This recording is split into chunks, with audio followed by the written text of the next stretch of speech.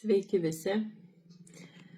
Būnt susitikimuose gaunu klausimą, kad o negali tai būti, kad gyvybės draudimas galiotų be jokio termino. Jau kada numirsiu, tada šeima gaus pinigus. Arba, sakykime, peržiūrint turimus draudimus, kartais būnt, kad užklausiu, kad jeigu nematau dokumentų, klausiu, kiek ilgai galios jūsų draudimas ir žmonės sako, tai iki visada. Iki visada retai kada būna, ypač jeigu mokat mažas įmokas, tai iki visada nebus. Iki tos pabaigos, iki būtent mirties dienos. Ne? Dažniausiai gyvybės draudimas turi terminą, kada jis baigsis. Ne? Nors yra galimybė turėti neterminuotą gyvybės draudimą. Tai reiškia, kad išmoka yra padaroma tada, kada žmogus numirė. Ir visiškai nesvarbu, jam 60, jam 78 ar 102. Ne?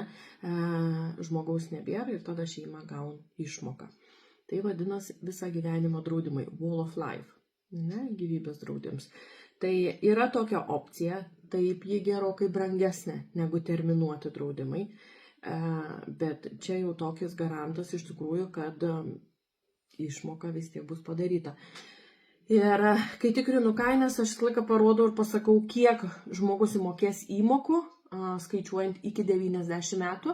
Jeigu mokės toliau, aišku, sumokės daugiau tų įmokų, nes dokumente aš galiu matyti iki 90 metų, kiek bus sumokėta įmokų. Ir tikrai labai dažnu atveju, realiai iš tikrųjų praktiškai visais atvejais gaunas taip, kad įmokėtų įmokų bus mažiau negu apdraustos sumos. Tai apdrausta suma bus didesnė negu žmogus įmokėjo įmoką. Ne?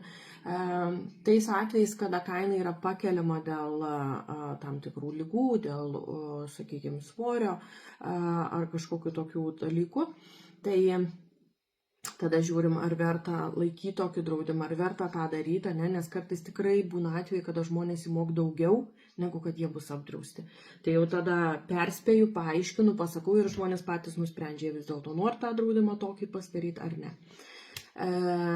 Tai čia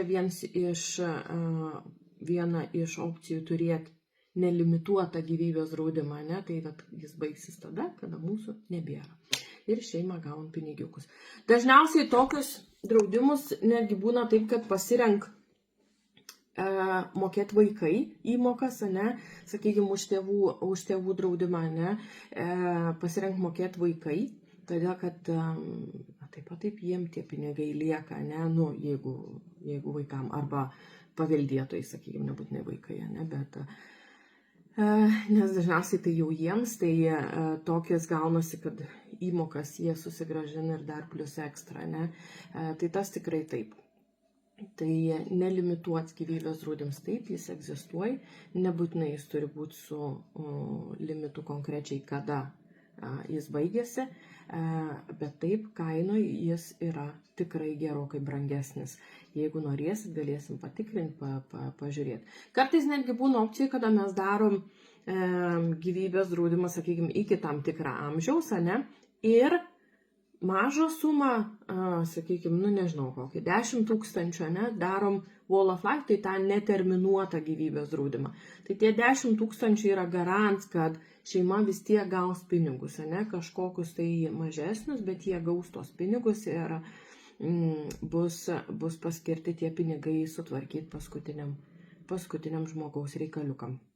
Tai visokių variantų galim pasižiūrėti, galim pažaisti su kainom, su opcijom ir tikrai verta tą padaryti.